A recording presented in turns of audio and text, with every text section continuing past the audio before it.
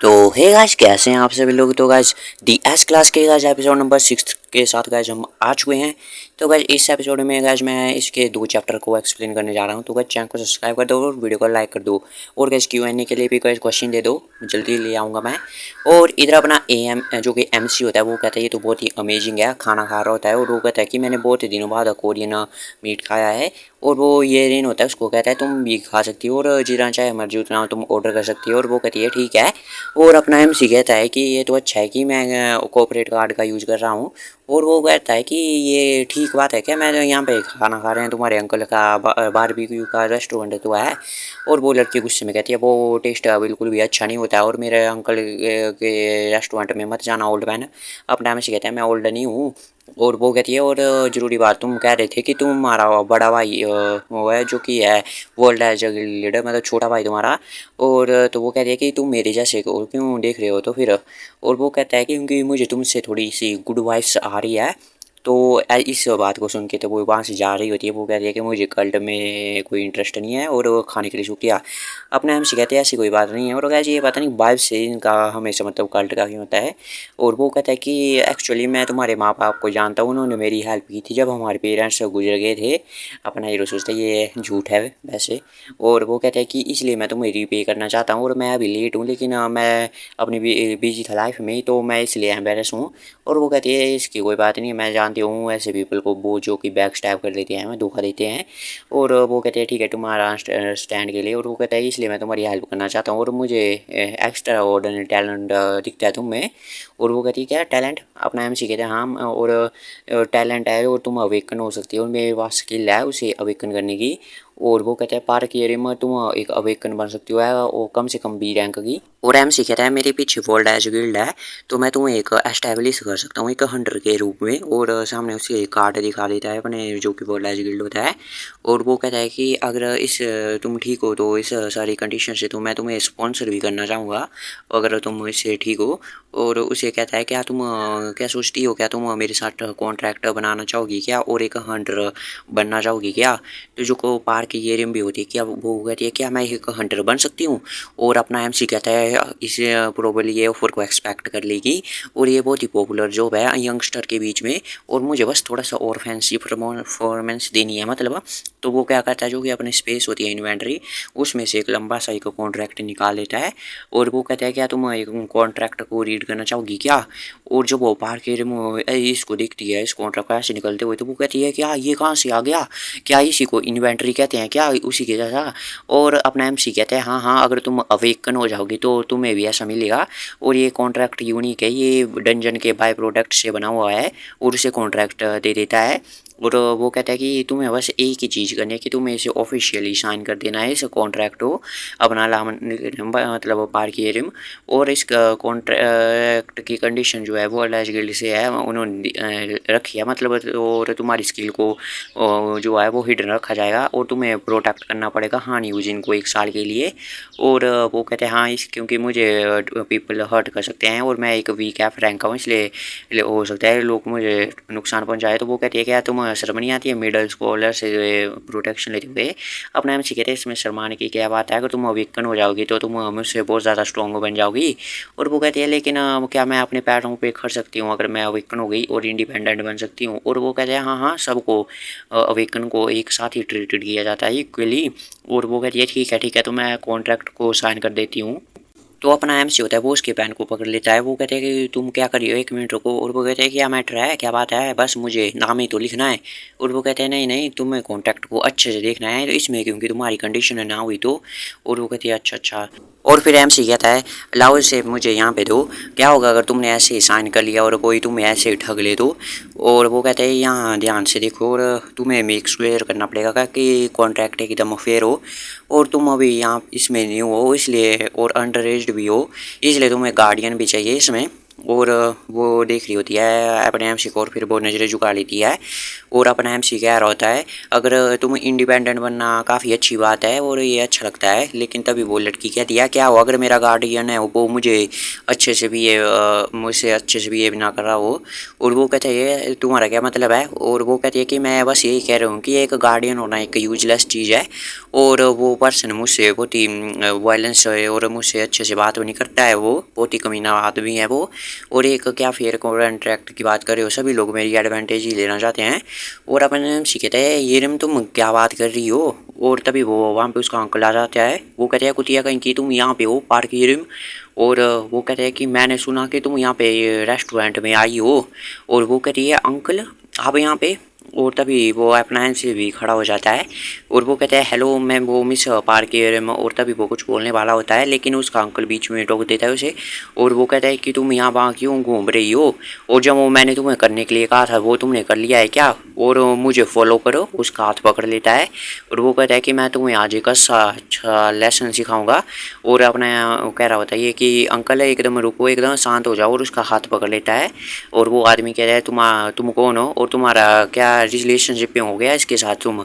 और अपना एमसी कहता है नहीं नहीं नहीं क्या तुम पागल तो नहीं हो गए हो। और वो कहता है कि मुझे जाने दो और देखने से तो तुम लो वीक से लगते हो लेकिन तुम बहुत स्ट्रॉन्ग हो। अपना एमसी सोच रहा होता है हुर्रे टू आइटम्स। और वो कहता है कि मुझे जाने दो और तुम इसमें इन्वॉल्व होने की कोई ज़रूरत नहीं है। अपना एमसी जो क्या पार्क ये रिम की तरफ देख रहा होता है तो वो देखता है कि उसके कपड़े भी बड़े पुराने से होते हैं और उसके जूते भी बिल्कुल फट चुके होते हैं मतलब। और उसे याद भी आ रहा होता है कि कैसे उसका अंकल जो है उसे डांट रहा होता था उस प्लेस पे। और अपने एमसी सब कुछ समझ जाता है और वो कहते हैं अच्छा अच्छा तुम्हें पता लग गया तुम क्यों बातें कर रही थी ऐसे। और तुम कह रही थी कि तुम बिना इस गार्डियन के ठीक हो इस जैसे गार्डियन से तो। और वो भी चौंक जाती है।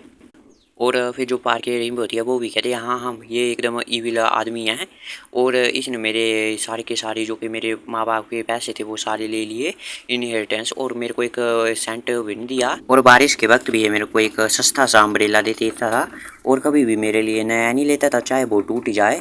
और यहाँ वहाँ जाना होता था मैंने तो ये मेरे को एक प्लास्टिक सा बैग दे देता था। और बाकी के लोग सुनते हैं क्या, और वो कहते हैं इतना टेरिबल है ये तो, और ये तो अब्यूज़ है एकदम। और वो कहता है अंकल की तुम्हारी हिम्मत कैसे मुझको ऐसे शर्मिंदा करने की। और अपने एमसी को धक्का देता है, वो कहता है गेट लॉस्ट। और वो कहता है कि मैं तुम्हारे मुंह पे एक स्लैब लगाऊंगा। और तभी जो होता है वो अपना एमसी जो आता है वो पीछे ही गिर जाता है एकदम। और वो होती है वो पार्क की वो कहती है ओल्ड मैन। और इधर वो जो होता है अंकल उसका वो भी चौंक जाता है, वो कहता है क्या मैंने जोर से दिया था क्या धक्का। और वो कहती है पार्क की क्या तुम ठीक हो गया।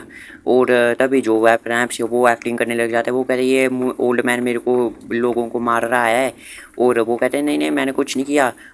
और अपना एमसी कह रहा होता है तुम्हें अपने हाथों से ज़्यादा ज़बान चलानी चाहिए और तुम इसी तरह लोगों को मार क्यों रहे हो। और मैं तो बस उस लड़की को प्रोटेक्ट ही करना चाहता था। और वो कहता है कि तुमने उस लड़की को मारा है जो कि एक बहुत ही पतली सी मिडिल स्कूलर है, और तुमने अभी मुझे भी मारा है।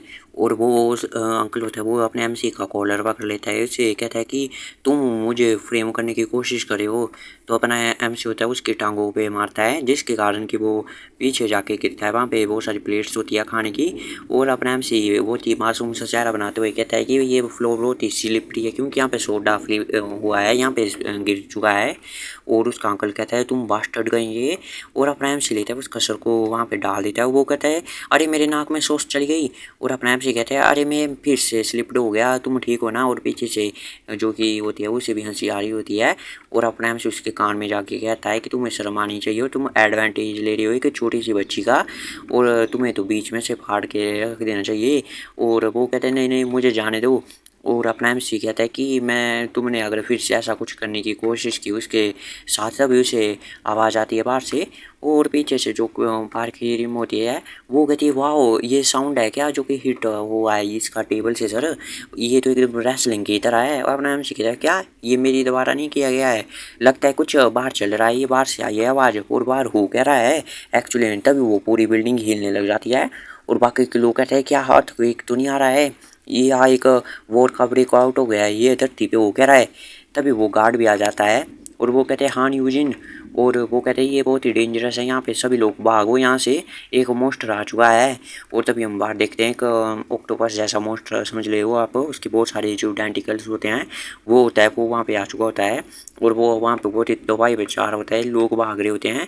वो कहते हैं ये डंजन ब्रेक हो चुका है क्या इस जगह पे, और बाकी के लोग सभी भाग रहे होते हैं। वो कहते हैं हमारी तरफ आ रहा है भागो, और अपना एमसी कहता है क्या एक डंजन ब्रेक ये कैसे हो सकता है, और वो गार्ड कहता है कि ये बहुत ही डेंजरस है इसलिए आप मेरे पीछे रहो और मैं यहाँ से सब चीज़ों की देखभाल करता हूँ। और वो जाता है अपनी स्किल को एक्टिवेट कर लेता है, वो ए रैंक की स्किल होती है इसकी, और उसको लगा देता है जिससे कि वो सामने बहुत ज़्यादा बॉल्स आ जाती है और नीचे आप देख सकते हो। और इस स्किल का नाम होता है शील्ड ऑफ दी अर्थ। और फिर हम देखते हैं कि उस मोस्टर को होती है वो जो कि शील्ड बनाई होती है उसे रोक लिया होता है और अपना गार्ड कहता है कि यहाँ से जल्दी भाग जाओ। और अपना एम से सोचता है कि ऐसा तो मेरी मेमोरी में कुछ था ही नहीं कि मोस्टर अपीयर हो जाएगा ये कहीं से भी, और ये इस टाइम पे ये डंजन ब्रेक तो भी इस जगह पे होना ही नहीं था। और तभी वो गार्ड है वो कहता है कि आप जल्दी से यहाँ से भाग जाओ, और उसकी तरफ जो रहता है वो अटैक करने के लिए चल पड़ता है जो कि होता है गार्ड, और वहाँ से चला जाता है, जंप मार देता है। और फिर हम देखते हैं अगले सीन में वो हवा में होता है और वो उस डेंटिकल की तरफ जाता है और उस पर एक पावरफुल सी स्ट्राइक कर देता है। और फिर वो कह रहा है कि ये इसकी मेन बॉडी नहीं है, और तो वो वहाँ से सीधे भाग जाता है और वापस से उस दीवार से वापस आ जाता है। और बाकी के लोग कहते हैं यार ये तो वॉल के आर पार आ रहा है जल्दी से भागो। और तभी वो पार्क एरिया में उसका अंकल भी भाग रहे होते हैं और उसका अंकल कहते हैं ये धरती पे हो क्या रहा है। और तभी जो कि पार्क की रिमोट है उसका पैर जो होता है वो वहाँ पे स्लिप हो जाता है, मतलब उसकी वजह से पुराने जो जूते होते हैं और वो गिर जाते हैं। उसका अंकल भी सामने होता है, वो उसे देखता है लेकिन वो रुकता नहीं और वहाँ से भाग जाता है। और उसे भी उस पर गुस्सा आ रहा होता है पार्क की रिम को, लेकिन उसकी तरफ कुछ डेंटिकल्स आ रहे होते हैं उस मॉन्स्टर के, तो अपना आप से जल्दी से आ जाता है, उसे बचा लेता है एक शील्ड की मदद से। और फिर वो कहता है क्या तुम ठीक हो क्या, और वो कहती है ओल्ड मैन, और अपना एम से कहता है जल्दी से भागो शेल्टर की तरफ, और उसका हाथ लेके वो भागने लग जाता है। और अपनी पार्क एरिया में जैसे लगता है कि उससे इम्प्रेस हो चुकी होती है अपने एमसी से और वो भाग रही होती है। और तभी वो कहता है कि जो कि इवैक्यूएशन शेल्टर है वो यहीं पे होगा शॉपिंग मॉल के बीच में, तो वो कहती है ठीक है। और वो कहता है जल्दी से जाओ उसके अंदर, और वो कहती है लेकिन तुम्हारे बारे में क्या, और वो अपना एमसी कहता है कि मुझे वापस जाना पड़ेगा वहाँ पे। और वो सोचता है कि ये मोस्टर मैंने इसे पहले भी देखा है, हालांकि ये स्ट्रॉन्ग तो नहीं होता है लेकिन ये बहुत ही पेन करता है इसमें, अगर तुम इससे एक ही झटके में इससे छुटकारा ना पाओ। और जो कहता है कि जो कि किम सियोंग घान है वो एक हंटर है जो कि स्पेशलाइज्ड है डिफेंस में, और उसके पास कोई भी वाइड रेंज में अटैक करने वाली स्किल्स नहीं है, तो इसलिए वो उस मोस्टर का एक बहुत ही बुरा मैच है और वो उसे संभाल नहीं सकता है। और अपना एम से सोचता है कि मुझे कुछ ना कुछ करके सोचना पड़ेगा कि मैं इसे कैसे डील करूं इससे, और वो सोच रहा होता है कि मैं क्या करूं।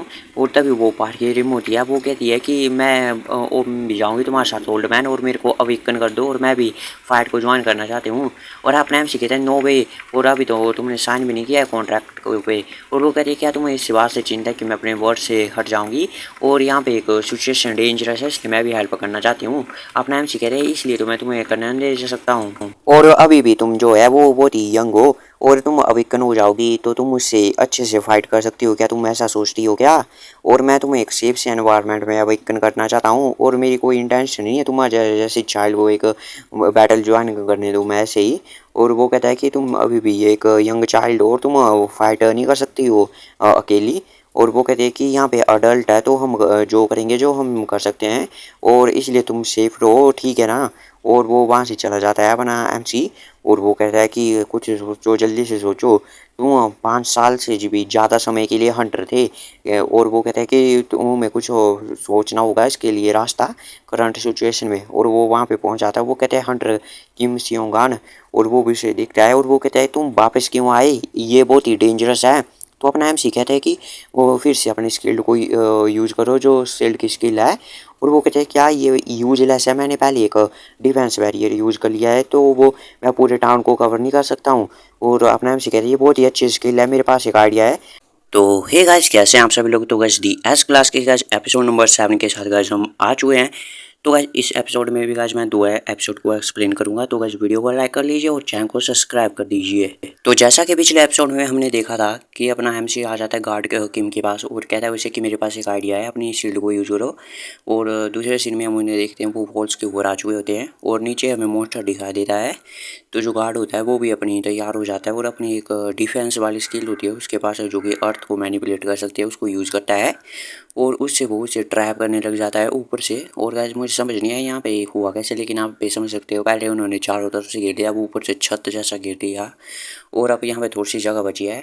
और गार्ड सोच रहा है मैंने सोचा नहीं था कभी इस तरह भी हम स्किल को यूज़ कर सकते हैं और अपना एम कहता है तो ठीक है फिर मैं चलता हूँ। और फिर वो भी वहाँ से जंप करने लग जाता है और वहाँ से जंप करता हुआ चला जाता है उस मॉन्स्टर के पास। और वो सोचता है कि शील्ड को इस तरह से बॉल की तरह यूज़ करके उसे ट्रैप कर सकते हैं एक लार्ज केज की तरह। और मैंने पहले भी एक आइटम भी परचेज कर लिया है मैंने हंटर एसोसिएशन से पहले ही। और ये कोई ए क्लास का एक पॉइजन आइटम है जिसको कि ब्लैक पॉइजन पिल कहा जाता है। और इससे मैं बहुत ही खुश हूँ कि मैंने इसे परचेज कर लिया है एक एमरजेंसी के यूज के लिए। और वो कहता है कि अब मुझे बस यही करना है कि मुझे इसे जो कि बचा हुआ है इसकी जगह उसके अंदर मॉन्स्टर के पास इसे फेंक देना है और सील कर देना है फिर जिससे वो मर जाए, बिल्कुल ही ख़त्म हो जाए एकदम ही। और फिर अपना मोस्ट एमसी उसे फेंकने वाला होता है और वो कहता है कि मैं इसे एक साथ ही पूरा ब्लो अप कर दूंगा, लेकिन वो दिखता है कि वहाँ पे तो कुछ है नहीं, वो बिल्कुल एम्प्टी है। तो वो सोचता है कि ये गया कहाँ है, ये यहाँ यहाँ पे तो ये आया नहीं, ये डिसअपीयर कहाँ हो गया। पीछे से हम देखते हैं कि नाली में से वो निकलता है मोस्टर, उसके डेंटिकल निकल रहे होते हैं और वो एक अपने एमसी के पैर को पकड़ लेते हैं और एमसी भी एकदम चौंक जाता है और उसको उल्टा टंगा देते हैं वो और पूरी तरह से फिर वो नाली से निकल जाता है।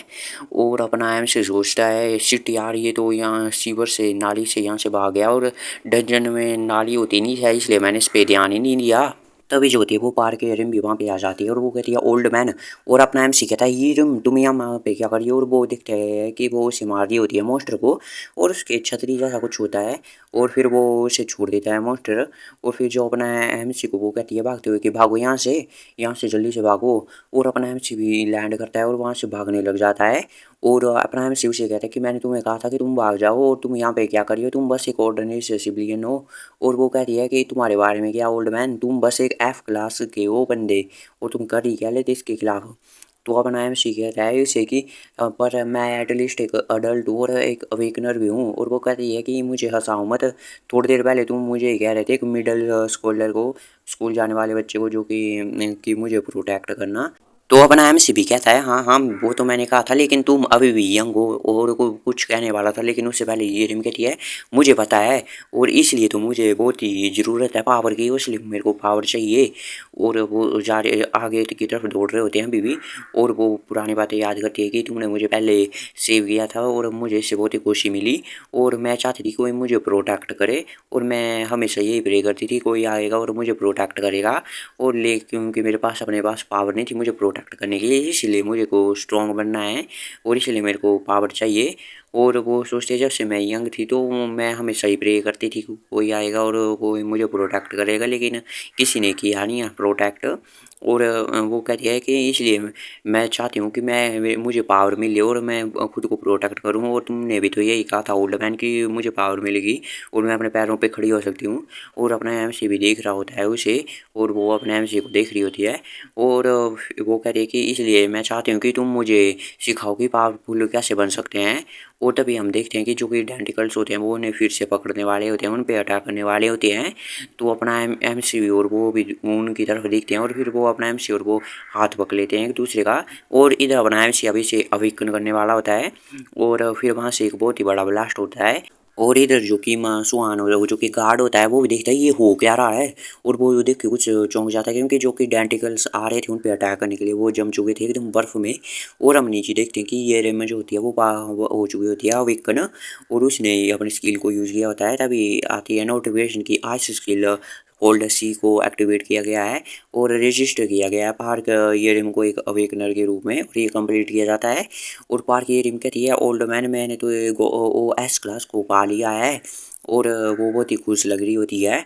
और वो कहती है कि मेरी स्किल तो बहुत ही इनक्रेडिबल है, जो कि गोल्ड सी है। और वो कहती है कि तुम्हें ऐसे अपने स्किल्स के बारे में बात करनी नहीं चाहिए, ऐसे वैसे यहीं पे। और वो कहती है अच्छा अच्छा तो ऐसा है। और तभी वो उसका ध्यान हट जाता है और वहाँ पीछे से हम देखते हैं कि डेंटिकल आ जाते हैं उस पर अटैक करने के लिए। और अपना एमसी कहता है तुम्हारे पीछे अभी भी मॉन्स्टर है।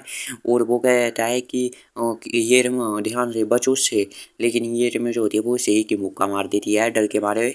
और फिर हम देखते हैं कि वो ऑक्टोपस जैसा मॉन्स्टर होता है, वो दीवार पे जाके लगता है एकदम में, उसकी तो हालत ही खराब हो जाती है।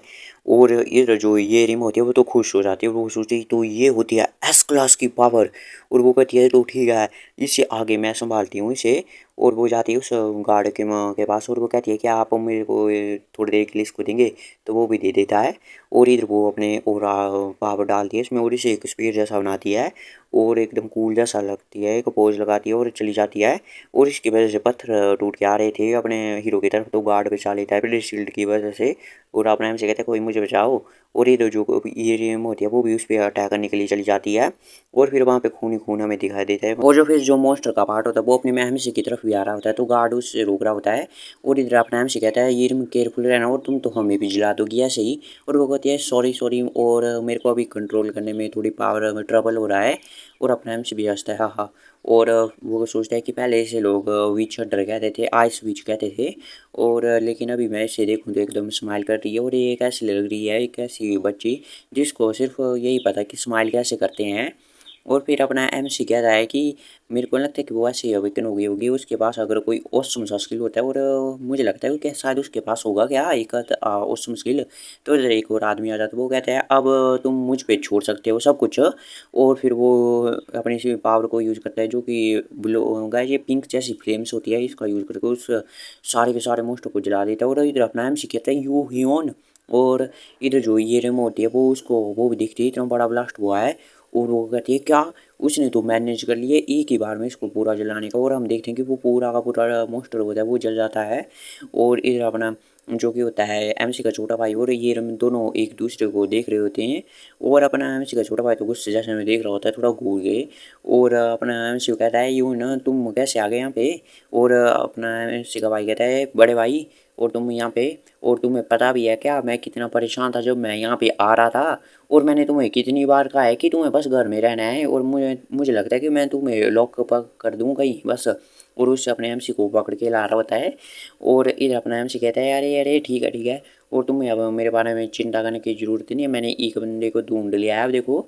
और ये एकदम फ्रेशली अवेकन्ड है, एक एस क्लास की हंटर है ये, अवेकन्ड है और ये पार की एरिया में है इसका नाम। और वो कहते हैं नाइस टू मीट यू। और वो सोचती है ये तो ये है guild master of base guild का। और अपना एमसी कहता है कि इसने कहा है कि ये मेरे साथ कॉन्ट्रैक्ट कर लेगी और ये तो बहुत ही अच्छा होगा, अब एक एस क्लास का बॉडीगार्ड होगा मेरे साथ, राइट है ना। और अपना एमसी का भाई कहता है वो तो बात ठीक है, लेकिन एक माइनर है तो उसके गार्डियन के बारे में क्या है। और वो कहते हैं कि उसका गार्डियन एकदम कम बैग है, मतलब कमीना आदमी है। और इसलिए मैं सोच रहा हूँ कि मैं इसका पैट्रन बन जाऊँ, पैट्रन। और वैसे पैट्रॉन मतलब पेरेंट्स ऐसा होता है। और इधर एमसी का भाई कहते हैं तुम क्या बोल रहे हो, और जो स्पॉन्सर नहीं बट पैट्रॉन। और इधर ये मैं सोच रही होती कि ये स्पॉन्सर हो पैट्रॉन में क्या एक जैसी चीज़ नहीं है। तो गार्ड कहता है कि स्पॉन्सर जो है वो आपके पर्सनल मैटर में इंटरवेन नहीं कर सकते हैं, लेकिन एक अगर आपको इनफेयर कॉन्ट्रैक्ट हो गया तो वो आपको प्रोटेक्ट भी नहीं कर सकते हैं। और हालांकि एक पैट्रॉन होता है वो आपके लीगल गार्डियन होते हैं, जो कि जिनकी एज कम होती है अंडर की उनके। और वो आपके पेरेंट का रोल निभाते हैं एकदम माता पिता का। और वो कहते हैं क्या माता पिता का। और अपनी ये में जाती है एमसी के वो कहती है तुम्हें इतना ज़्यादा दूर करने की कुछ ज़रूरत नहीं है। और इधर अपना एमसी का भाई भी कहते हैं हाँ हाँ, और तुम्हें कोई दूसरों की क्या चिंता लेने की क्या ज़रूरत है, और तुम अपना ध्यान रखो। और अपना एमसी कहते हैं मैं तुम्हें ऐसे कैसे छोड़ सकता हूँ जब तुम्हारा जो अंकल है वो ऐसे बेकार आदमी है। तो इधर अपना एमसी का भाई कहते हैं कि मैं रिफ्यूज़ करता हूँ, इससे मेरी हुआ आंग की सेफ्टी का क्या होगा। और बहुत बार देखा गया है कि हाई क्लास के अवेकनर होते हैं वो अपने लो क्लास के जो पैट्रॉन होते हैं उन्हें परेशान करते रहते हैं। और ऐसा तो होने ही नहीं वाला है कि एक एक्स एस क्लास का होगा जो कि एफ क्लास को फॉलो करेगा। और वो कहते हैं क्या होगा अगर ये कीड़े तुम मारेगी तो। और इधर जो कि पार्क की रिम होती है वो कहती है नहीं नहीं मैं एकदम अच्छी बच्ची हूँ, मैं कैसे करूँगी ऐसा। लेकिन इधर अपना एमसी का भाई तू कहता है एकदम गुस्से में कि ये तो अच्छा होगा कि मैं इसका पैट्रॉन बन जाऊँ और तुम्हारे हुआंग से बढ़िया तो। और लेकिन वो कहती है कि नहीं नहीं ओल्ड मैन में कहा है कि वो मेरा पैट्रॉन बनेगा।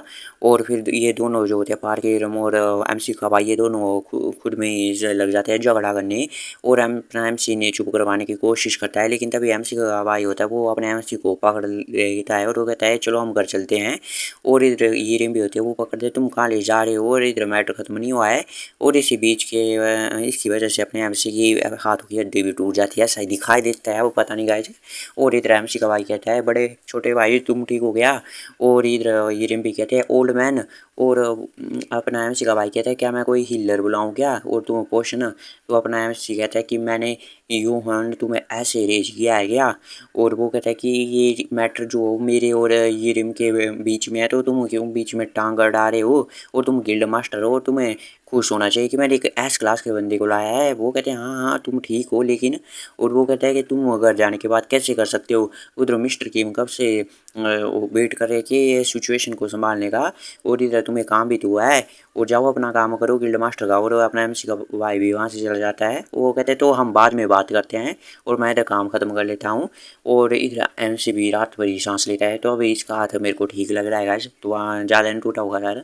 और पीछे से वो भी कहती है कि हाँ ये तो गिल्ड मास्टर बेस्ट गिल्ड का है, ये तो बहुत ही डिफरेंट है वो जैसा कि मैंने सुना था। तो अपना एमसी भी इस पे गुस्सा करता है, वो कहता है तुम भी वहाँ पे जाके बैठ जाओ। और वो कहती है सॉरी सॉरी मैं अपनी स्ट्रेंथ को कंट्रोल ही नहीं कर पाई और आपको ट्रबल में डाल दिया। अपना एमसी कहता है नहीं नहीं ये तो हाथ जरा सा हिल चुका था। और वो इसका शूज पकड़ता है और वो कहता है ये है रहा तुम्हारा शूज तो मैं तुम्हारी हेल्प कर देता हूँ इसे पहनने में जब तुम अपनी स्ट्रेंथ को कंट्रोल नहीं कर पा रही हो।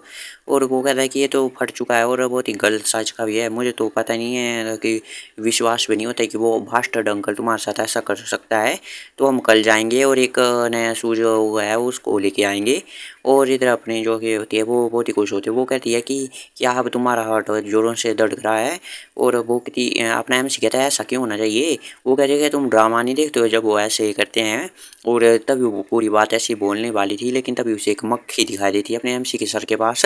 तो वो एकदम उसको मारने लग जाती है जिसकी वजह से अपने एमसी को ये नाक पे भी चोट लग जाती है। और वो कहते हैं हे भगवान तुम तो मुझे को एकदम डरा ही दिया था।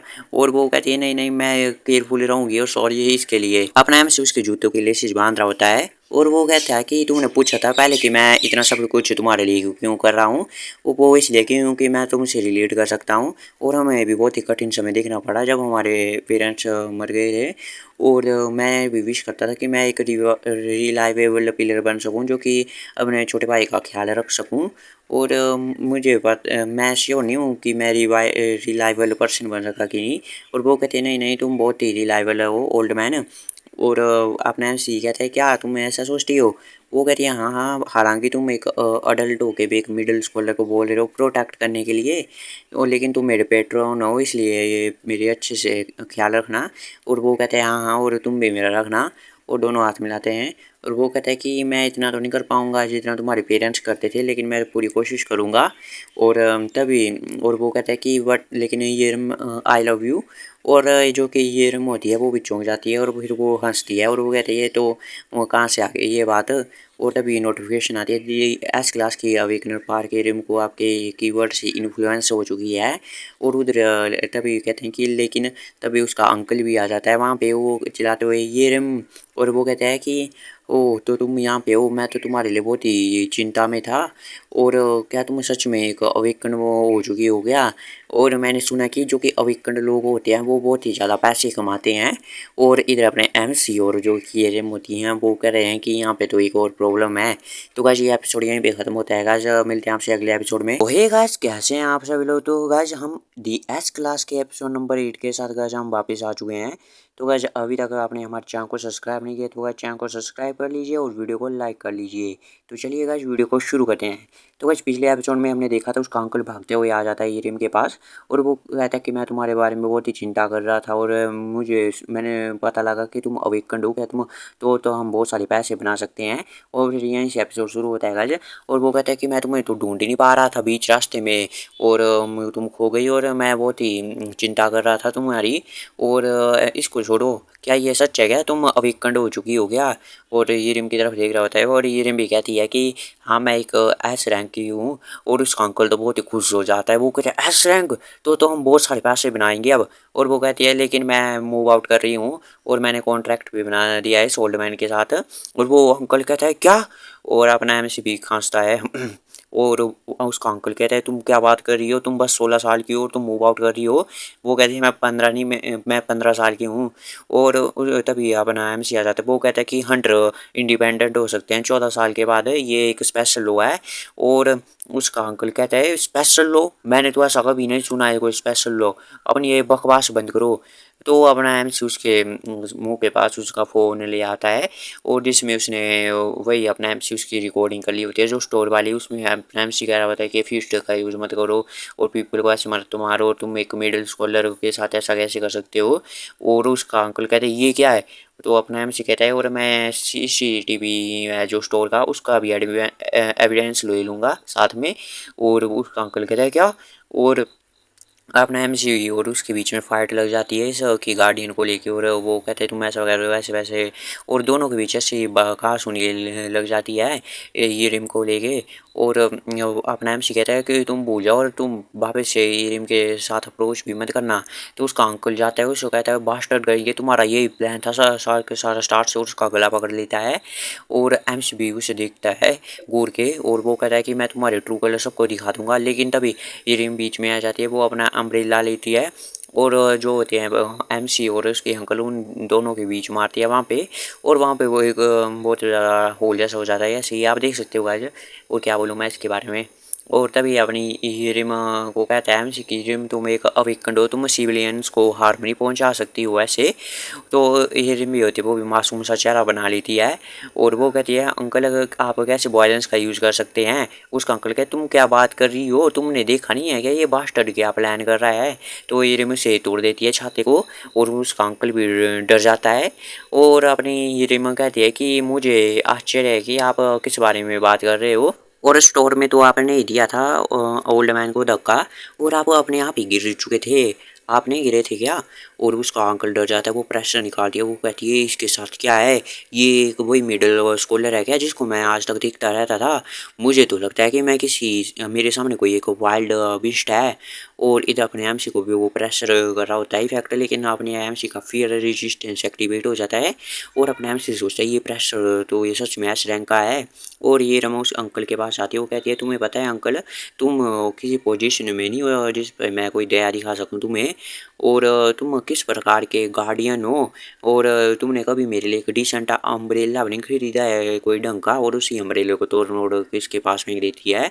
और वो कह रही है कि तुम मेरे सामने कुछ नहीं और मैं तो तुम्हें ऐसा पे बैक करना चाहती हूँ जो भी तुमने मेरे साथ किया है, लेकिन मैं तुम्हें इस बार जाने देती हूँ, पता है क्यों? और उसको पकड़ लेती है अंकल को और वो अंकल डर जाता है एकदम। और वो कह रही है क्योंकि तुम उसके लायक ही नहीं हो और तुम लायक नहीं हो कि मैं तुम्हारे बारे में कुछ केयर भी करूं। और याद रखना एक भी चीज़ कि अब तुम्हारा मेरे साथ कोई भी रिश्ता नहीं है। अगर तुम मुझे फिर से मेरे साथ चिपकने की कोशिश करोगे और फाइट लोगे ओल्ड मैन के साथ तो मैं तुम्हें आसानी से जाने नहीं दूंगी, और इस बात का तुम ख्याल रखना। और उधर सन्नाटा हो जाता है और वो दोनों चले जाते हैं वहाँ से, उसका अंकल रह जाता है अक्का बक्का ही। और वो कहती है कैसा था ये, मैंने आपका ये एग्जाम्पल फॉलो किया, मैंने ठीक किया ना ओल्ड मैन? और अपना एमसी कहता है कि मैं तो एक बहुत ही अच्छा एग्जाम्पल बन सकता हूँ चिल्ड्रन के बीच में।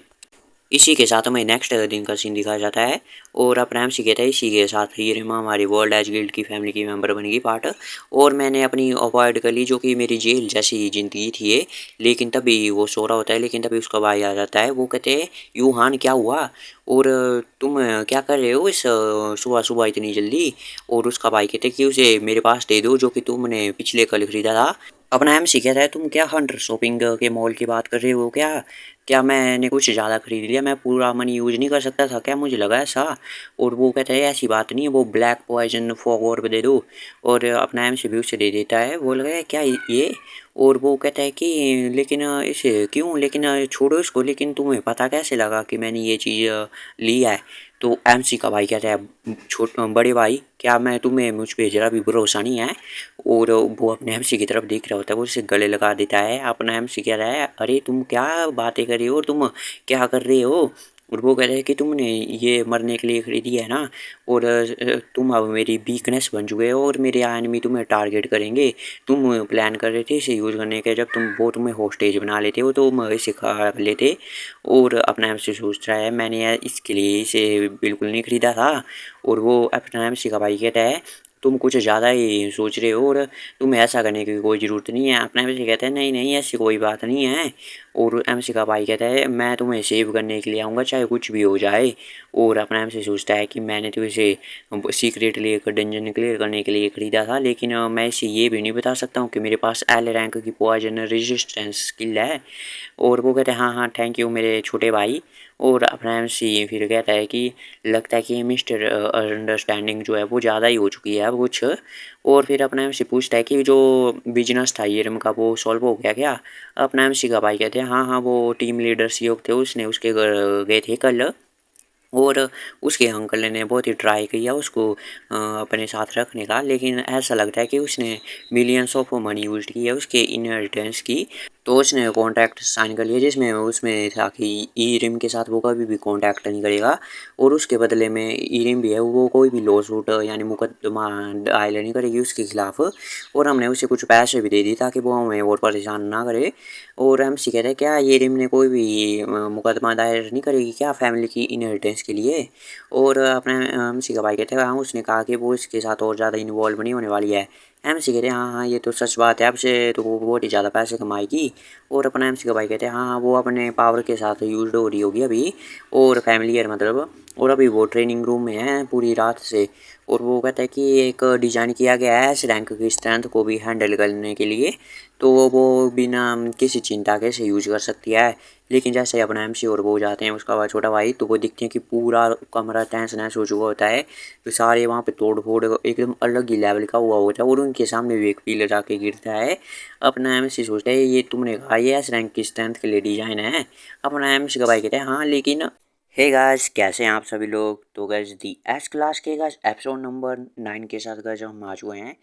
तो गाइस चलिए वीडियो को शुरू करते हैं, लेकिन उससे पहले चैनल को सब्सक्राइब कीजिए, वीडियो को लाइक कीजिए। और गाइस जन्माष्टमी की सबको हार्दिक शुभकामनाएं। तो चलिए शुरू करते हैं। तो गाइस हम देखते हैं कि पूरे कमरे की हालत बहुत ही ख़राब होती है और ये रिम जो होती है वो अभी भी वहाँ पे प्रैक्टिस करी होती है। और गाइस मुझे तो प्रैक्टिस नहीं बिल्कुल ये तोड़ फाड़ ही लग रही होती है। और फिर वो एकदम लैंड करती है और फिर उसके सामने ही वो पंचिंग बैग होता है जिसपे बॉक्सर लोग पंच करते हैं, तो उसकी तरफ वो जाती है और अपनी पावर से बड़ा एक मुक्का मारते हैं जिससे उसके भी टुकड़े टुकड़े जैसे हो जाते हैं क्रिस्टल जैसे। और फिर अपनी एक शैडो लास्ट डे की एक स्किल को यूज़ करते हैं जिससे कुछ शैडो जैसा जाता है सभी तरफ। और अपना एमसी कहता है यहाँ पे हुआ क्या है, ये ट्रेनिंग रूम तो पूरा कम्प्लीटली तोड़ फोड़ दिया है, ई रिम के साथ कुछ हो तो नहीं गया है? तभी उसे कुछ हो जाता है और वो कह रहा है कि मेरी बॉडी मूव क्यों नहीं कर रही है।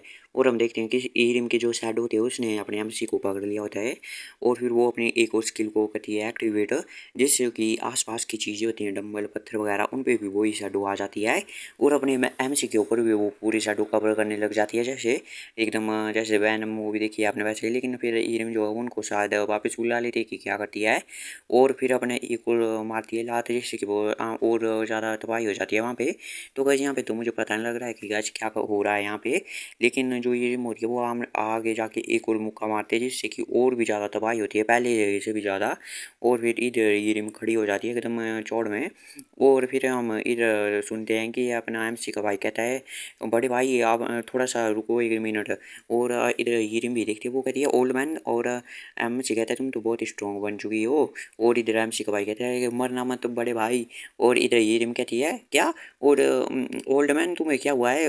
रुको 1 मिनट ज़रा, जो होल्ड करो एक बार। और फिर अपना एमसी भी कुछ नोटिस करता है और हीरिम कहती है क्या तुम ठीक हो ओल्ड मैन? और एमसी कहते हैं तुम कौन हो? और जो कि होती है हीरिम, वो कहती है क्या तुम्हें मैं याद नहीं हूँ, मैं हीरिम हूँ। और वो सोचे है क्या इसे बोलने वाली बीमार तो नहीं हो गई है। और एमसी कहता है हाँ हाँ मुझे याद है वो, लेकिन तुम इतना चेंज कैसे हो गए, मैं तो तुम्हें पहचान भी नहीं पा रहा हूँ। तो एमसी का भाई कहते हैं बस ये स्टाइलिश की गई है कोऑर्डिनेटर के द्वारा। और हीरिम भी कहती है हाँ मुझे स्टाइलिंग मिली है वर्ल्ड एज गिल्ड से, क्योंकि मैं हंटर एसोसिएशन में जाने वाली हूँ।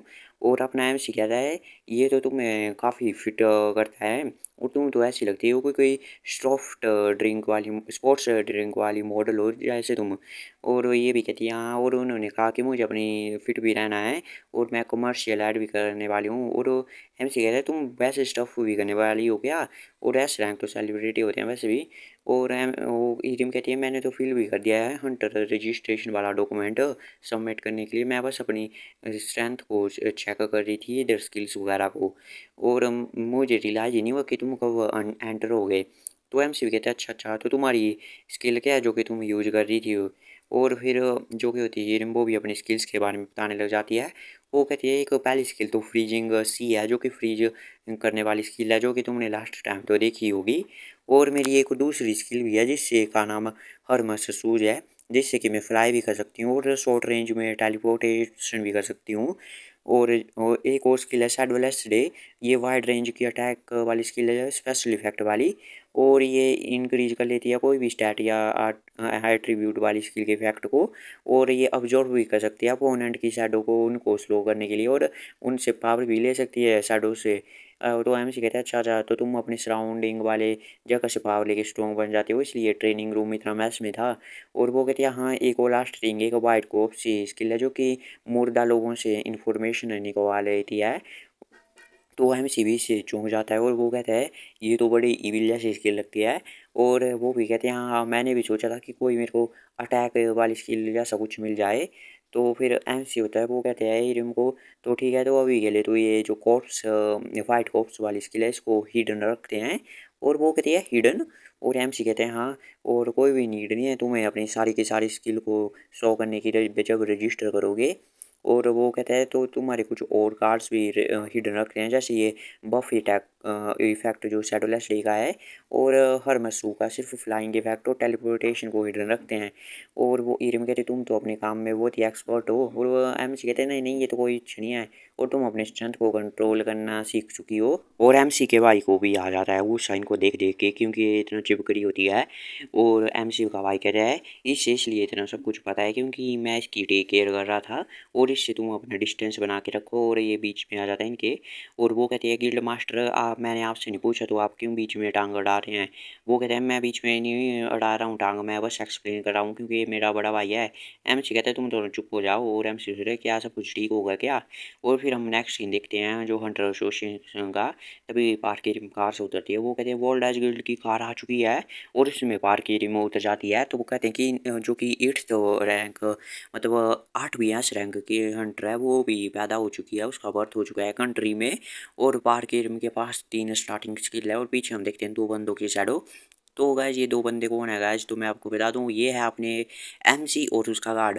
और एमसी कहते हैं अरे पार्किर रूम तो कितना कूल लग रही है, वो तो काफ़ी अच्छा कर रही है। और जो कोई गार्ड होता है वो तो सुन नहीं होता है, वो कहता है अगर तुम्हें उसके साथ ही जो रहना चाहिए था तुम ऐसे क्यों देख रहे हो। और वो तो बहुत ही दुखी थी, मतलब उदास थी जब उसने सुना कि तुम उसके साथ नहीं जा रहे हो। एमसी कहता है मेरी बहुत ही बैड मेमोरीज है क्राउड के साथ, और ये कोई मैटर भी नहीं करता है क्योंकि वो ज़्यादा टाइम टाइम तक सैड भी नहीं रहेगी। और उस वो तो मेरे ऊपर ध्यान भी नहीं देगी जब वो एक फेमस बन जाएगी और लाइफ लग्जरी लाइफ जिएगी। और वो काफ़ी अच्छे से जिएगी अपने खुद के दम पे, और जो कि उसके लिए ठीक है। और वो कहता है कि लेकिन काफ़ी ज़्यादा चीज़ें हो चुकी है चेंज है, पहले तो एक ओल्ड होती थी एक पार की रिम, वो जो कि मैंने फ्यूचर वाली थी, लेकिन अभी की पार की रिम को रिप्लेस कर दिया एक स्माइल करने वाली और बहुत ही कॉन्फिडेंट है जो कि वो हंटर है। और ये ब्रेक भी जो कुछ दिन पहले हुआ था ये पहले पास्ट में नहीं हुआ था। और क्या सब कुछ ठीक होगा, कैसे पास्ट को चेंज करना है इतना। और अपना एम सी ये सोच रहा होता है। और फिर वो देखता है सामने कि यहाँ पे तो सब ई और एफ रैंक के ही है। एम सी सोचता है ये तो मुझे लगता है काफ़ी हार्ड है कोई एक और एस रैंक का ढूंढना बंदा, वो भी लक के साथ। और वो कहते हैं यहाँ पे कोई पॉसिबिलिटी नहीं है कि कोई भी ऐसा हाई रैंक का हंटर यहाँ पे घूम रहा होगा ऐसे प्लेस पे। तभी वो किसी को देखता है और वो वहाँ पे दौड़ने लग जाता है उसकी तरफ। गार्ड कहता है तुम यूजिन तुम कहाँ जा रहे हो। तभी हम देखते हैं अपने एमसी को जो एक बंदे की तरफ जा रहा होता है और वो सोचता है कि मेरे को एक और जैमो मिल चुका है जो कि बरेड होने वाला था, मतलब ख़त्म होने वाला था और मेरे अभी सामने ही है वो। और वो उस बंदे का हाथ पकड़ लेता है और वो सोचता है कि फिर मैं अपने स्किल के साथ इसको फिर से चमका सकता हूँ। और एमसी उसे पकड़ लेता है और वो भी बंदा चौंक के देखता है और वो कहता है तुम कौन हो। और एमसी जब उसकी स्टेटस देखता है और वो देखता है कि वो एफ रैंक का होता है, अभी उसका नाम यू म्यूगोवा है कुछ। और अगर इसको एमसी अवेकन कर सकता है तो वो एसएस रैंक पे कर सकता है अवेकन। और एमसी कहता है तुम यू हो ना, और ये बहुत ज़्यादा टाइम हो गया हमें मिले हुए। तो वो बंदा सोचता है कौन कौन तुम। और एमसी कहता है अरे तुम मेरे को रिकोनाइज नहीं करे हो, मैं यूजिन हूँ, हाँ यूजिन। और वो बंदा सोचता है सॉरी लेकिन मुझे पता नहीं है कि तुम कौन, अभी भी याद नहीं आ रहा है। और अपना एमसी कहता है अरे अरे ये बहुत ही ज़्यादा लंबा टाइम हो चुका है इसलिए मैं समझता हूँ। और एमसी सोचता है कि मुझे भी नहीं पता कि तुम कौन हो वैसे। और एमसी उसकी और भी स्किल को देखता है कि इसकी आखिर का स्किल क्या है। तो वो जब दिखता है तो वो भी बहुत ही ज़्यादा चौंक जाता है क्योंकि उसे master of Smith he double S rank की स्किल होती है वो। एमसी कहता है ये तो बहुत ही अमेजिंग स्किल है इस बंदे की। और जैसा कि इसके नाम से है ये ऐसा स्किल है जो कि स्पेशलाइज्ड है इक्विपमेंट बनाने के लिए, और वो भी एस एस रैंक वाले इक्विपमेंट बनाने के लिए। और ऐसे इक्विपमेंट तो काफ़ी ज़्यादा महंगे होते हैं और इन्हें तो बहुत सारे अगर बिलियंस में भी पैसा देंगे तो भी ये हार्ड होते हैं ख़रीदने के लिए। और ऐसा वेकन जो इस स्किल के साथ था वो तो मैंने पास्ट में भी नहीं देखा था, मतलब फ्यूचर में से आया है तो वो बंदा उसने तब भी नहीं देखा है। एमसी सोचता है बंदे इस वर्ल्ड में तो काफ़ी ज़्यादा टन्स ऑफ कैश देते हैं ऐसे बंदों के लिए जिनके पास ऐसी स्किल हो। लेकिन इस बंदे को देख के लगता है कि इसकी लाइफ बहुत ही हार्ड चल रही है। और एमसी कहता है तुम कैसे हो, और तुम भी अवेकन हो चुके हो क्या।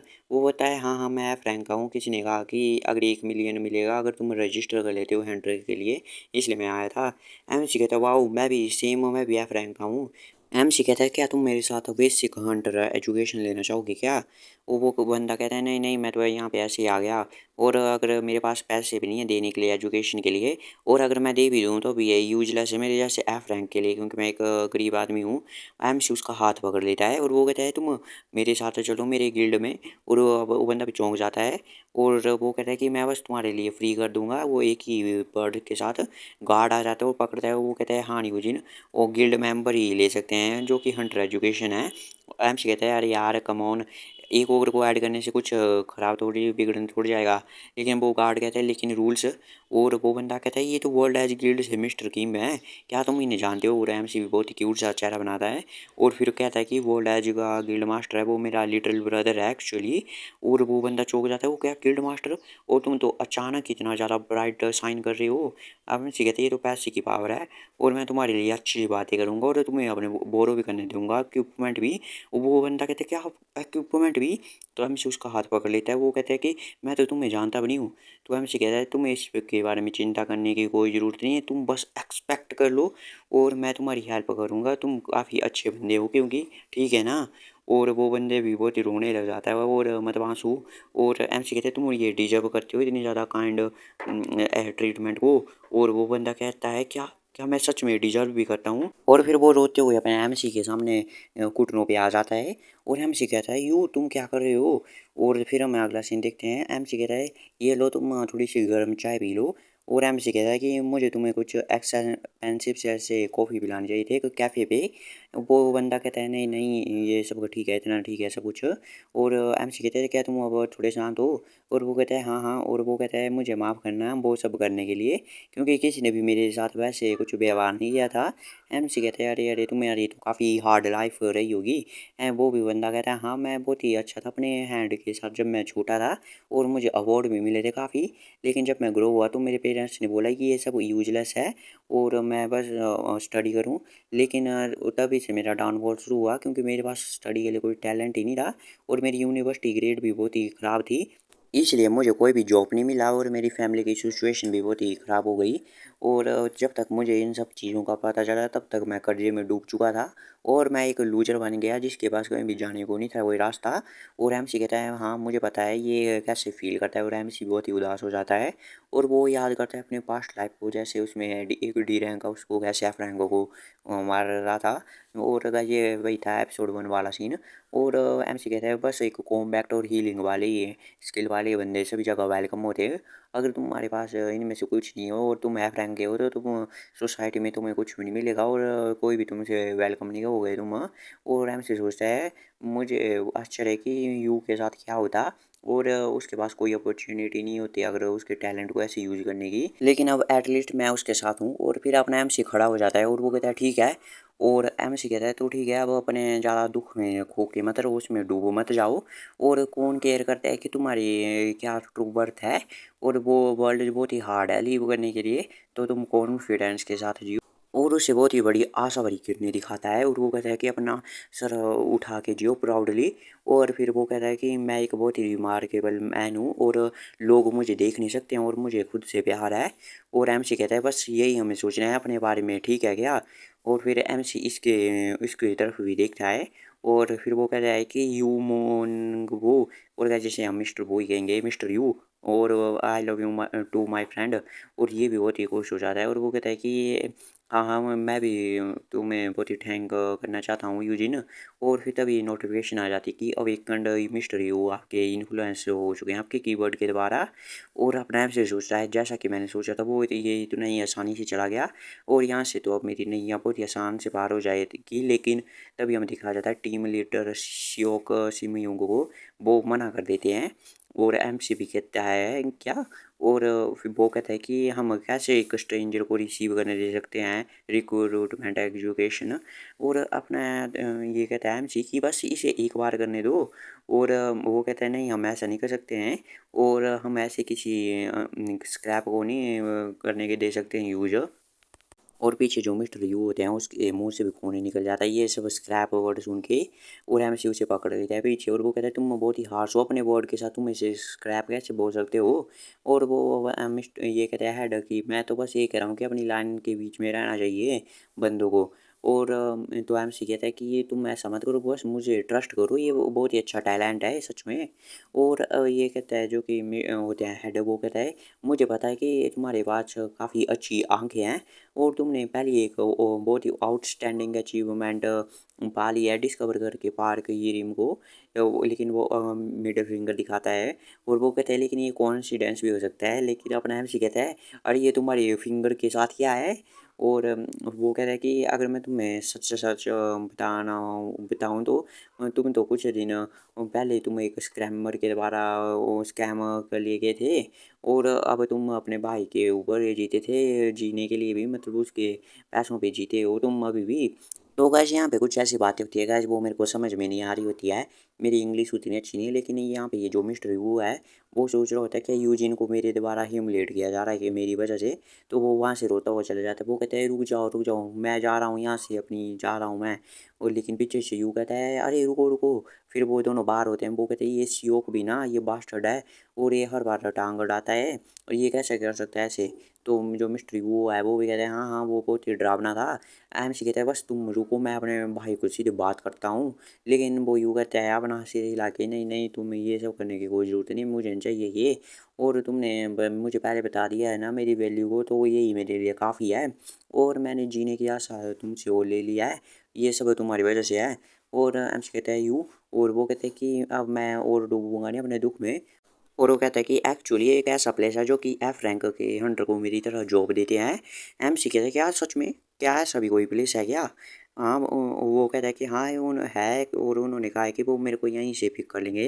तभी उनके सामने एक गाड़ी आके रुकती है और उसमें से खट्टा खट्टा आदमी निकलता है, वो कहता है हे यू, और तुम अब हंटर बन चुके हो तो कैसा होगा तुम अपना डेप्ट वो पे कर दो।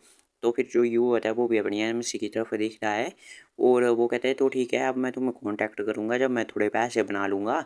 और ऐसे वो तीनों तो बहुत ही डरावने जैसे लग रहे होते हैं और एमसी कहता है अरे ये तो कुछ ऐसा नहीं लग रहा कुछ अधूरा अधूरा सा। तो कैसे ये स्केची का मतलब तो कैसे कुछ अधूरा सा ही है। ये मुझे गूगल गूगल पे मिला। तो कैसे मिलते हैं हमसे अगले एपिसोड में, तब तक के लिए बाय बाय, की watching stay safe. Guys episode number 10 के साथ गाइस हम आ चुके हैं। तो गाइस आज के वीडियो में हम इसे एक्सप्लेन करने जा रहे हैं और गाइस चैनल को सब्सक्राइब कर दो और वीडियो को लाइक कर दो। तो गाइस जैसा कि हमने पिछली वीडियो में देखा था कि वहाँ पे कुछ लोग आ जाते हैं और ये म्यू गई बुआ को बोलते हैं। इसको हम म्यू कहेंगे गाइस अब, क्योंकि बहुत ही लंबा नाम है इसका। वो कहते हैं तुम एक हंटर बन चुके हो तो तुम्हें अपना उधार चुका देना चाहिए। तो ये गाइज उधार वाले होते हैं जिनसे इसने लिया होता है, और वो ये कहते हैं कि मैं जा रहा हूँ। अपना एमसी सोचता है अरे 1 मिनट रुको रुको तो सही, ये तो बहुत ही डेंजरस लग रहे हैं, और अपने एमसी की फट चुकी होती है। और ये जो बंदा है वो कहता है तुम्हें अपने पैसे मिल चुके हैं ना, तो अपना डेप्ट चुका दो। तो अब ये जो म्यू होता है वो कहता है हाँ ये लो, और वो बंदा इसके हाथ से ले लेता है। वो कहता है कि तुम्हें पता है ना ये इसके आसपास भी नहीं है। म्यू भी कुछ भी नहीं कर पा रहा होता है, और इधर वो एमसी कह रहा होता है इनसे कि रुको 1 मिनट, तुम लोग कौन हो गया, तुम लोन शार्क हो गया, और तुम म्यू को कहाँ पे ले जा रहे हो। तो ये तीनों बंदे कहते हैं क्या भाई छोरे, तेरे को क्या ज़्यादा खुजली मची हुई है, तेरा कोई बिजनेस नहीं है इसमें, चल फुट यहाँ से। तो अपना एमसी की भी फट जाती है, और वो कहता है अरे अरे मैं तो इसलिए पूछ रहा था क्योंकि मुझे भी जाना है ना वो पैसे कमाने के लिए। और फिर हम अगले एपिसोड में देखते हैं गाड़ी चल चुकी होती है, और ये दो तो बहुत ही डरे हुए होते हैं, एकदम सिकुड़ के बैठे हुए होते हैं। और अपना एमसी पूछता है इसे धीरे से अरे तुमने इन जैसे खतरनाक लोगों से पैसे क्यों लिए। तो ये कहता है कि बैंक थोड़ी लोन देता है मुझ जैसे को, लेकिन तुम क्यों आए मेरे साथ, तुम्हारे पास पर तो कोई डेप्ट भी नहीं है। तो अपना एमसी सोचता है मैं तुम्हें अकेले कैसे छोड़ सकता हूँ। और इधर जो एक इनके साथ होता है मोटे वाला बंदा वो कहता है तो तुम म्यू के दोस्त हो, और इसे कैसे जानते हो, क्या तुम भी अवेकनर हो। तो अपना एमसी कहता है हाँ हाँ मैं भी एक एफ क्लास का अवेकनर हूँ। और जो कि म्यू होता है वो बताने वाला होता है एमसी के बारे में, मतलब यूजिनी या बेस, लेकिन अपना एमसी इसके मुंह पर रख देता है। तो वो कहता है कि हम तो चाइल्डहुड बचपन के फ्रेंड हैं हम दो, और हम हंटर एसोसिएशन पर फीस से मिले, और इसने बताया कि एफ क्लास के लोगों को जॉब मिल रही है, तो मैं बहुत ही उत्सुक था। तो इनका ये होता है एक बंदा वो कहते हैं हाँ हाँ तुम इसके फ्रेंड हो तो तुम भी हमारे साथ डंजन और माइन में आ सकते हो मैजिक स्टोन्स के लिए, और हमें बहुत ही खुशी होगी अगर तो एफ क्लास के लोग हमारे साथ आएंगे क्योंकि गिल्ड वाले रहते नहीं है। एम सोचता है क्या रियली, और वो कहते हैं तो तुम म्यू के फ्रेंड हो तो तुम भी आ सकते हो हमारे साथ, आना चाहते हो क्या। तो अपना एम सी कहता है हाँ हाँ मैं भी आऊँगा, और मुझे लगा कि तुम लोग तो बहुत ही स्केरी ब्रोज हो लेकिन तुम तो बहुत ही अच्छे हो। तो वो बंदे कहते हैं तो चलो ठीक है अब जाल के एक कॉन्ट्रैक्ट बना लेते हैं। और अपना एमसी कहते हैं हाँ हाँ आपको थैंक्स इतनी नाइस जॉब के लिए। और अपना एमसी सोचते हैं तो ये माइनर का कॉन्ट्रैक्ट है जो कि माइन करते हैं। और पिछली ज़िंदगी में मैं भी एफ क्लास का था जिसके पास इनको लोगों को जो होते हैं एफ क्लास के उनको बिना इक्विपमेंट के और एक्सपीरियंस के माइन डंजन या माइनस में डाल दिया जाता है जहाँ पे एक्चुअल गिल्ड मेंबर हंट करते हैं, और उनको 70-80% भी देना पड़ता है जो हम माइन करते हैं। इसको तो छोड़ो लेकिन हम जैसे लोग इंजर्ड भी हो जाते हैं मॉन्स्टर के अटैक से, तो अपना एम से सोचता है म्यू को देखते तो तुम इस तरह अपने फ्यूचर में इनके द्वारा जलील किए गए थे और मर चुके थे, और तुम्हें अपना टैलेंट भी शो करने को नहीं मिला। और ये भी म्यू भी डर रहा होता है वो थी। और तभी वो बंदा कहता है उनमें से कि तुम्हारे जो चीज़ें वो तो काफ़ी वैल्यूबल है, और मुझे लगता है कि तुम काफ़ी अमीर हो। अपना एम सी कहते हैं नहीं नहीं ये तो बस ऐसे ही पहने ले रखे हैं मैंने। और अपना एम सी से गाली दे रहा होता है मन में। और वो पूछता है कि ये गिल्ड ऑफिस कहाँ पे है। तो उनमें से कहता है कि बस वो ज़्यादा दूर नहीं है, और फिर एक बिल्डिंग के पास पहुंच जाते हैं और वो कहते हैं कि ये है वो प्लेस। अपना एम सी कहता है अरे ये ईरान होप ईरान सर्विस कितना नाइस नेम है। और म्यूटो डरा होता है एम सी के पीछे होता है, और उनसे एक आदमी होता है शटर उठाता है वो कहता है आ जाओ। अपना एम सी को बोलता है ये तो बिल्डिंग काफ़ी सैबी है मतलब ख़राब है लेकिन इसमें होप है। और आगे जाते हैं तो वो सेकंड फ्लोर पे तो अपना एमसी कहता है इस सेकंड फ्लोर तो मैं बेट लगा सकता हूँ कि यहाँ पे बहुत ज़्यादा सनलाइट आती होगी। और स्टेज के बारे में कुछ बोलने वाला होता है लेकिन पीछे से एक आदमी होता है वो इसको लात मारता है अपने एमसी को, और अपना एमसी भी आगे जाके गिर जाता है वहीं पे। फिर हम देखते हैं कि वहाँ पे बहुत सारे बंदे होते हैं, और अपना एमसी होता है वो भी होता है खड़ा थोड़ा सा, और वो कहता है तुमने मेरे को धक्का क्यों दिया है। और तभी उसे चिल्लाने के बाद सुनाई देती है, तो वो देखते हैं कि वहाँ पे जो कि उसके साथ बंदे आए थे वो म्यू को पीट रहे होते हैं लातों से। और अपना एमसी कहता है अरे तुम क्या कर रहे हो इसके साथ, इसको छोड़ दो। और तभी एक बंदा कहता है कि हमें माफ़ करना तुम्हें भी इसके बीच घसीटने के लिए, जबकि तुम पे कोई डेप्ट भी नहीं था, लेकिन अब तुम्हें अपने आप को ही ब्लेम कर सकते हो यहाँ पे आने के लिए। और उनमें से एक बंदा कहता है बच्चे तुम आए तो अपनी मर्जी से थे लेकिन जाओगे हमारी मर्जी से। और तीनों बहुत ही डरावने जैसे लग रहे होते हैं। और इधर म्यू कहता है वो भी यूजेंस को सॉरी कहता है और वो कहता है कि मुझे ही तुम्हें इसमें इन्वॉल्व नहीं करना चाहिए था अपनी प्रॉब्लम्स में, और मैं तुम्हें भी इसमें घसीट लिया। अपना एमसी म्यू को कहता है। लेकिन तब एक बंदा उसे कहता है इधर आओ तुम, और हमें तुम्हारे साथ एक कॉन्ट्रैक्ट बनाना है। और जो एमसी को उठा के वो ले जाता है और वहाँ पे एक सोफे पे फेंक देता है। और उसके सामने लाया जाता है एक कॉन्ट्रैक्ट और कहते हैं कि इसमें अपना अंगूठा लगा लो। और सामने ही हम देखते हैं कि इन सब का शादी ये बॉस होगा। और वो कहता है कि जो भी तुम कमाओगे उसका 20% तुम्हें मिलेगा, और हम बहुत ही जेनरस हैं जबकि तुम्हारे पास कोई भी डेप्ट नहीं है। और तभी वो बताता है कि ये बहुत ही स्पेशली मैन्युफैक्चर्ड है अवेकनर के कॉन्ट्रैक्ट के लिए, अगर तुमने इसे ब्रेक किया तो तुम पे डी क्लास का कर्ज भी लगेगा। और तुम्हारे लिए बेहतर यही होगा कि तुम इसे ब्रेक करने या फाड़ने के बारे में तो सोचना भी मत। और हम देखते हैं कि म्यू से वो उधर स्टैंप लगवा रहे होते हैं। और तभी अपना एमसी भी डर जाता है ये क्या कर रहे हैं। और फिर से हम उस बॉस के ऊपर आ जाते हैं। और अपना एमसी कहता है कि मैं एक फेवर मांग सकता हूँ। तो वो बॉस कहता है चाहे तुम कितना ही गिड़गिड़ाओ लेकिन हम तुम पे ही जी नहीं जाएंगे। और अपना एमसी कहता है नहीं नहीं ऐसी कोई बात नहीं है, मैं कह रहा था कि मेरा कॉन्ट्रैक्ट मैं इसके साथ कंपेयर करूँ म्यू के साथ तो ये तो बहुत ही बैड है टर्म्स में तो। और उसकी तरह तो मैंने कोई डेप्ट भी नहीं लिया है। और वो तीनों सामने होते हैं और फिर वो हंसने लग जाते हैं और वो कहते हैं ये तो काफ़ी चालाक बंदा है।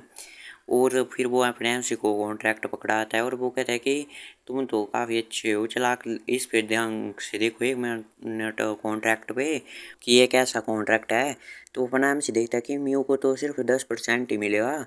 और अब ये बंदा कहता है हाँ उसे 10% हम अपने पेमेंट ले लेंगे जो कि हमने उसे डेप्ट दिया था। तो अपना एमसी कहता है तो ये बेसिकली एक स्लेव कॉन्ट्रैक्ट है। और उस कॉन्ट्रैक्ट को लेता है और उसे फाड़ देता है। और वो कहता है कि तुम्हारी हिम्मत कैसे हुई ये म्यू के साथ ऐसा करने की। और तभी वो बाकी लोग भी हैरान हो जाते हैं। और वो कहते हैं क्या, अरे इसने कॉन्ट्रैक्ट को फाड़ दिया, अब कर्स का क्या होगा। तभी अपने एमसी को कर्स लग जाता है लेकिन वो नलीफाई भी हो जाता है, कर्स रेजिस्टेंस एल की होती है। और अपने एमसी उसे बॉस को लात मारता है एक। और बाकी के लोग कहते हैं गिल्ड मास्टर। और अब ये बंदा कहता है ये कोई एफ क्लास का बंदा नहीं है, ये कुत्ता कहीं का। और अपना एम सी लेता है और नीचे पटक देता है उसके सर को। और जो बंदा होता है वो उसकी तो वहीं पे बैंड बज जाती है और वो कहता है अपना एम सी की मैं एक एफ क्लास का हूँ। और एम सी सोचता है ये तो ओवरग्लेड मतलब इन स्टफ के कारण है। और अपना एम सी कॉल करने लग जाता है किसी को और वो कहते हैं कि ये बहुत ही लेट हो चुका है कॉप्स को कॉल करने के लिए, मतलब पुलिस को। तो अपना एम सी कहता है मैं पुलिस को फ़ोन नहीं कर रहा हूँ और मेरी हेल्प रास्ते में ही है। और तभी पीछे से गार्ड आ जाता है। तो गैस गार्ड तो पीछे दरवाज़ा फाड़ के एकदम निकल जाता है। और अपना एमसी भी उस वहीं पे उलझता है दीवार के पास ही। और गैस ये एपिसोड यहीं पे ख़त्म होता है। तो गैस आज मैंने एक ही अपलोड किया है गैस क्योंकि मैं बहुत ही बिजी था। तो गैस मिलते हैं बोलेगी वीडियो।